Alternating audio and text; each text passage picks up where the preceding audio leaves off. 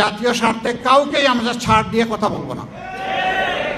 70 ভাগ মানুষ যারা ভোট দিতে গিয়েছিল তাদের প্রায় 70 ভাগ, 68 ভাগের ঊর্ধ্বে তারা সংস্কারের পক্ষে রায় দিয়েছে।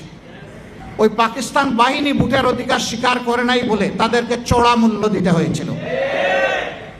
আজকেও যদি সেই পুরানা কায়দায় চিন্তা করা হয় জনগণের ভোটকে অস্বীকার করার, অগ্রাহ্য করার, অপমান করার, তাহলে দেশবাসীকে অপমান করার খেসারত গোনার জন্য তৈরি থাকতে হবে। আমি আমার বক্তব্যের সূচনায় এই মহান দিবসকে সামনে রেখে প্রিয় দেশবাসী এবং প্রবাসে অবস্থানরত সমস্ত বাংলাদেশি ভাই বোনদেরকে স্বাধীনতা ও জাতীয় দিবসের আন্তরিক শুভেচ্ছা জ্ঞাপন করছি।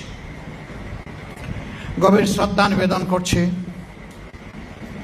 71-এর মহান মুক্তিযুদ্ধে বুক চিতিয়ে এই দেশবাসীর অধিকার আদায়ের জন্য যারা লড়াই করেছিলেন, যারা নিহত হয়েছিলেন, আল্লাহ তাদেরকে শহীদ হিসাবে কবুল করুন।